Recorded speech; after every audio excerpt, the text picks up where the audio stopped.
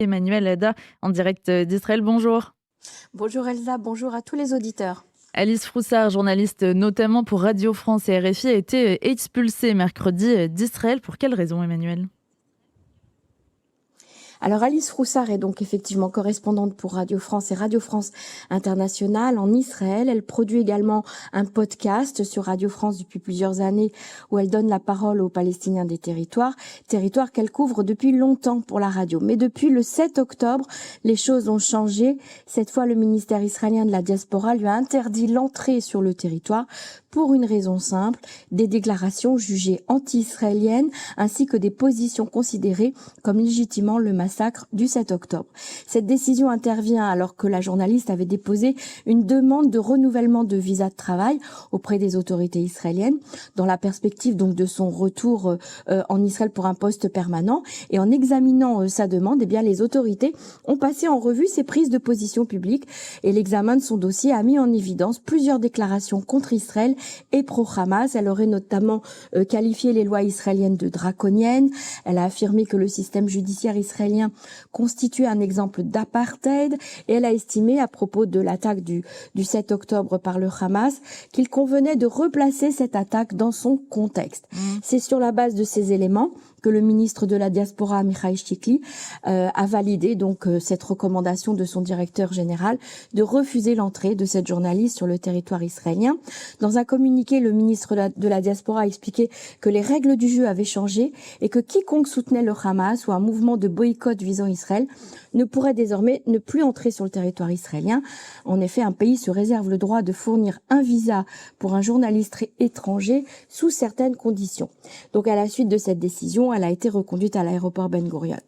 Le ministre s'en est également pris aux autorités françaises, visant nommément le président Macron et le ministre des Affaires étrangères Jean-Noël Barrot, concernant la reconnaissance d'un État palestinien à un moment où les otages israéliens étaient toujours détenus par le Hamas. Il a également critiqué les sanctions françaises visant des ministres et des citoyens israéliens. Du côté de l'ambassade de France en Israël, plusieurs sources ont fait part de leur vive contrariété face à cette mesure, mais aucun message officiel. Quant à RFI, Radio France Internationale, elle proteste contre cette expulsion, elle condamne une entrave à la liberté de la presse et ajoute que les autorités israéliennes n'ont pas transmis directement à RFI de justification de cette décision. Après le sud du pays, Emmanuel, c'est désormais le nord qui va bénéficier d'un budget important pour sa reconstruction. Oui, c'est à Neuf à Galil que le Premier ministre israélien a tenu hier une réunion gouvernementale spéciale qui lui a présenté un important plan de développement destiné aux principales villes du nord du pays. Donc cela concerne des villes comme Akko, Carmiel, Safed, Afula, Nazareth et Tibériade. 4 milliards de shekels vont être alloués à la mise en œuvre de ce plan. Donc le Premier ministre a précisé que ce plan s'inspirait directement du modèle qui a déjà été mis en œuvre dans le sud d'Israël. Donc au-delà de la sécurité, bien sûr, qui doit être renforcée un peu partout, surtout le plus proche possible des frontières, le chef du gouvernement a détaillé les ambitions économiques du plan, a prévu des investissements significatifs dans plusieurs secteurs clés, des secteurs économiques, les transports, la santé, l'éducation. Voilà, on peut se poser quand même la question, à savoir que si cette machine se met en place rapidement, eh bien la campagne électorale stoppera-t-elle les budgets et le résultat des prochaines élections risque-t-elle de faire capoter ce projet? En attendant, les villes du Nord tournent au ralenti, nombre des habitants fuient vers le centre du pays, les commerces et les entreprises peinent à réouvrir, les enfants ne vont plus à l'école depuis des mois et ont du mal à suivre leur scolarité, les bombardements sont journaliers pour des villes comme Kiryat Shmona, Shlomi ou Naharia et la plupart des abris de la ville sont vétustes et non rénovés.